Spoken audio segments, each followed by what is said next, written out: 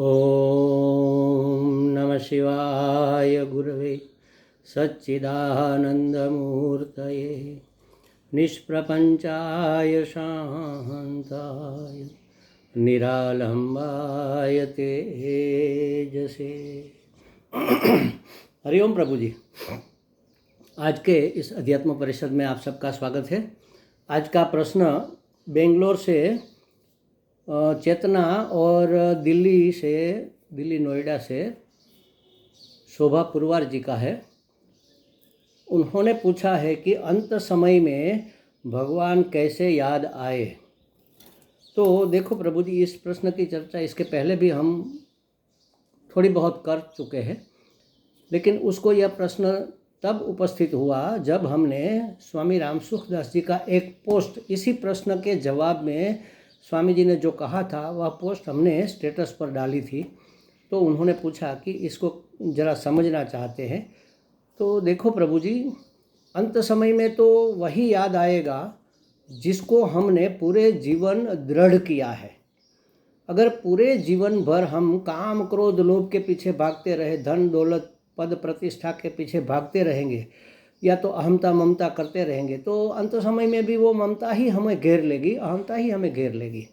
तो ऐसे में क्या करें? अब संसार में रहते हैं, परिवार है और गृहस्थी है, लेकिन अब चाहते हैं कि अंत समय में हमें संसार नहीं भगवान याद आए।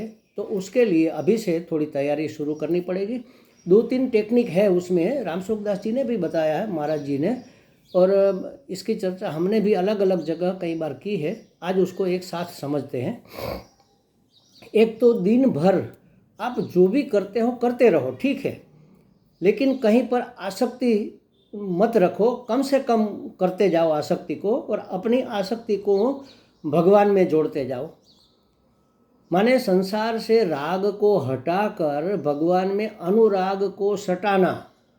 संसार से विराग और भगवान से अनुराग धीरे धीरे धीरे बढ़ाते जाओ।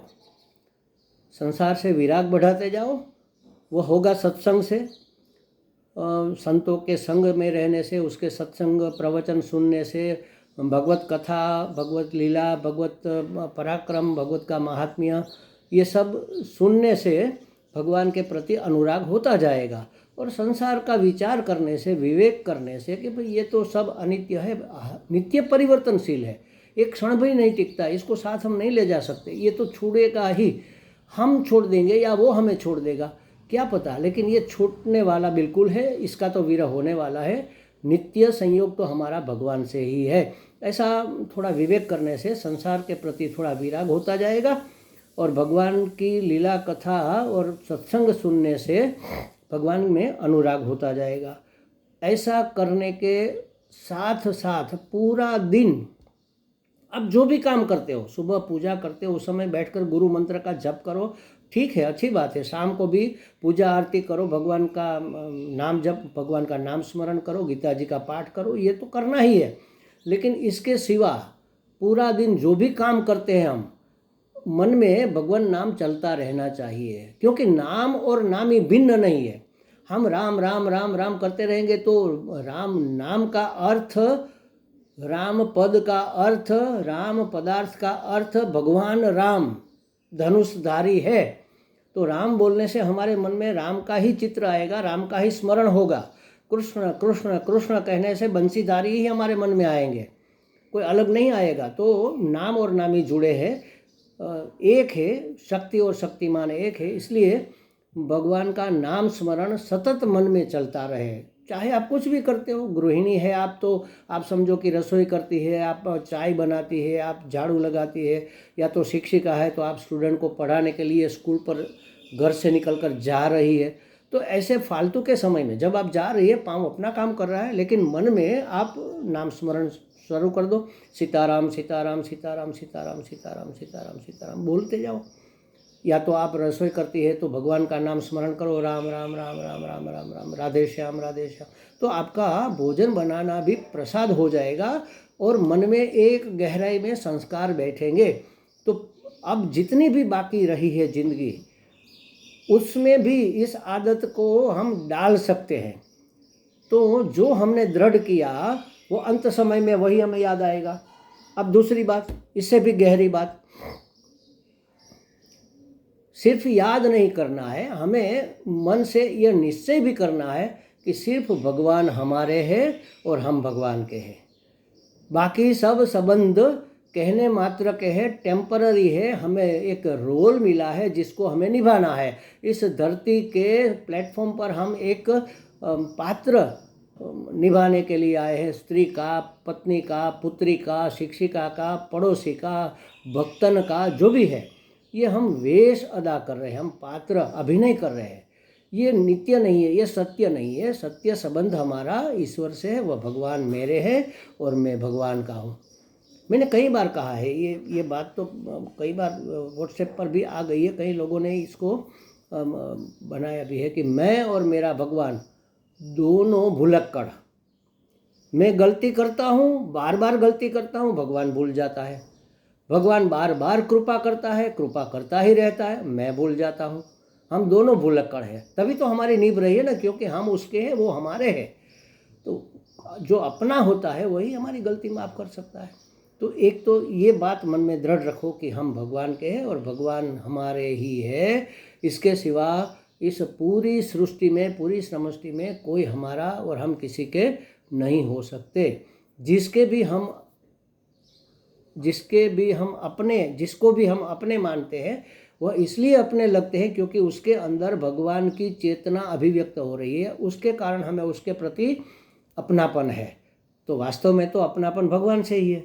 ये दूसरी बात। और तीसरी, इससे भी गहरी बात, जो चीज़ हमारे अनकॉन्शियस माइंड में बैठ जाती है ना, वो हमें अभान अवस्था में भी, कोमा में भी वही बातें याद आती है। ये मेरा अपना अनुभव है। जब मैं कोरोना में था तो मुझे सिर्फ भगवान, ये अध्यात्म का चिंतन ही चला। मैं कम से कम 49 दिन तक अभान जैसी अवस्था में रहा तो हॉस्पिटल में 75 दिन, लेकिन अभान जैसी अवस्था में थोड़ी देर भान में आए, थोड़े अभान हो गए, फिर भान में आए, फिर अनकॉन्शियस हो गए। लेकिन 5-7 मिनट के लिए भी जब मुझे भान आता था तो मेरे मन में अहम ब्रह्मास्मि, तत्वमसि, इस पदों का अर्थ, उस पदार्थ शोधन चलता रहता था। भगवान कितने कृपालु है, कितने दयालु है, सब रूप में वही है, जहाँ है, जो है, जैसे भी है, भगवान ही है। उसकी योजना कितनी कल्याणकारी है, वो कितने कृपालु है, उन्होंने हमें इतना दिया है जितनी हमारी योग्यता भी नहीं है। ये सब चीज़ें चलती रही। कभी मुझे चिंता, दुख या घबराहट या भय नहीं लगा। तो ये हो सकता है हमारा, जब हम अनकॉन्शियस माइंड में कोई चीज़ घुसा देते हैं तो वह हमें अभान अवस्था में भी याद आती है, अंत समय में भी याद आती है। और उसका उपाय राम सुखदास जी ने भी बताया। उन्होंने तो प्रैक्टिकली क्या करना चाहिए, इसलिए ऐसा कहा कि 11:30 से 12:30 बजे तक रात को नींद से उठकर भगवान को याद करो और फिर सो जाओ। अब देखो, हम सो गए हैं 10 बजे, अब 11:30-12 बजे उठेंगे तो आधे नींद में, आधे जागे हुए होंगे, माने अनकॉन्शियस माइंड हमारा होगा। तो उस वक्त भगवान को याद करते करते सो जाएंगे, तो सुबह में उठकर फिर याद करेंगे। मैंने इस बात को इस तरह से किया। ये प्रैक्टिस करने के लिए अच्छा है, बहुत सुंदर ये टेक्निक है। थोड़े दिन ऐसा करना भी चाहिए, लेकिन बाद में क्या करना है, सोते वक्त भगवान नाम का स्मरण करते करते करते ही सोओ। गुरु मंत्र का जाप करते करते करते ही सोओ। और गुरु मंत्र में जो शब्द है उसके अर्थ का अनुसंधान करते करते ही सोना चाहिए। ऐसा करते करते अपने आप नींद आ जाएगी। और रात में जब करवट बदलते समय कभी कभी थोड़ी देर के लिए हम अर्ध जागृत होते हैं, या तो प्यास लगी पानी पीने के लिए उठते हैं, या तो बाथरूम पेशाब जाने के लिए उठते हैं, वो तो ठीक है। उस समय भी आधा तो हम नींद में ही होते हैं, आधी आंख बंद करके ही ऐसे बाथरूम में घुस जाते हैं और वापस आकर सो जाते हैं। आंख बंद किए ही आंख मूंदे मूंदे ही पानी पी लेते हैं, फिर सो जाते हैं। तो या तो सिर्फ करवट बदलते हैं, उस वक्त आधे अभान अवस्था में हम होते हैं। उस समय भगवान नाम ले लो, राम राम राम राम राम, नारायण नारायण नारायण नारायण करते करते करवट बदल लो और फिर सो जाओ। तो ये अर्ध जागृत मन में नारायण बैठ गए और सुबह में उठते वक्त वही याद आएंगे। उसी प्रकार अगर ये भगवान का नाम, आपके गुरु मंत्र या तो आपका इष्ट देव का नाम आपके अनकॉन्शियस माइंड में अगर घुसेड़ दिया जाए तो अंत समय में चाहे कुछ भी हो जाए आपको भगवान याद आएंगे ही आएंगे। ये संसार याद नहीं आएगा, संसार की आसक्ति नहीं रहेगी, अहमता ममता अपने आप साइड बाईपास हो जाएगी। मैं नहीं कहता मिट जाएगी, लेकिन वो उस समय आपके पास नहीं फटकेगी। आपके पास, आपके सामने आपके इष्ट देव होंगे। तो अंतमति सोगति, जो अंत समय में आपकी मति होगी वैसे गति होगी। अगर आपको भगवान याद आ रहा है तो या तो आप ज्ञानी हो तो मुक्त हो जाओगे, अगर आप भक्त हो तो शुचिनाम श्रीमताम गेहे, अच्छे सुंदर संस्कारी परिवार में आपका जन्म होगा और आपकी आध्यात्मिक यात्रा वहाँ से फिर आगे चलेगी। जहाँ तक की है वापस लौटना नहीं है, उससे भी आगे चलने की बात शास्त्र कहता है। तो इस तरह से अगर हम करें पूरा दिन, सुबह शाम आरती पूजा के समय तो माला बैठकर ठीक है, लेकिन पूरा समय जो भी करते हैं, घर से बाहर पाँव रखते हैं तो राम राम शुरू हो जाना चाहिए। किसी को फ़ोन मिलाए तो हेलो कहने की आवश्यकता ही क्या है? हरिओम कहो, हरिओम हरिओम ऐसा कहो। हेलो हेलो करने से क्या फ़ायदा? भगवान का नाम ही लो। अरे राम राम जी बोलो जी, कौन बोल रहा है जी, ऐसा करो।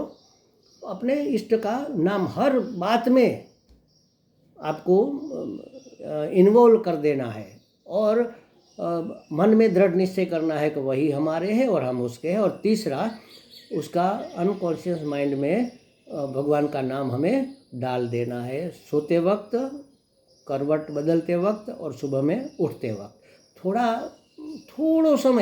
थोड़ा ही समय समझ लो, 2-3 सप्ताह आप ऐसे प्रैक्टिस कर लो, आदत बन जाएगी। फिर आपको कोई कठिनाई नहीं लगेगी। सिर्फ 21 दिन अपने आप को आप दे दो तो ये बात बन सकती है। फिर उसको कंटिन्यू रख सकते हैं आजीवन, मृत्यु पर्यंत। तो मृत्यु समय में भगवान हमारे सामने खड़े मिलेंगे और हमारी अधोगति तो होगी नहीं, ऊर्ध्वगति ही होगी। हो सकता है मुक्ति भी हो जाए, कई भक्त मुक्त भी हो गए हैं। तो कोई कामना नहीं रहेगी, बस भगवान से मिलने की कामना और कोई कामना नहीं। उस कामना को कामना नहीं कहते, वो तो हम अपने स्वरूप को प्राप्त होने के लिए जा रहे हैं। तो ये तो अच्छी बात है। तो इस तरह से अंत समय में भी भगवान हमें याद रह सकते हैं। हमें लगता है शोभा जी को और चेतना जी को ये बातें थोड़ी स्पष्ट हो गई होगी। हरि ओम।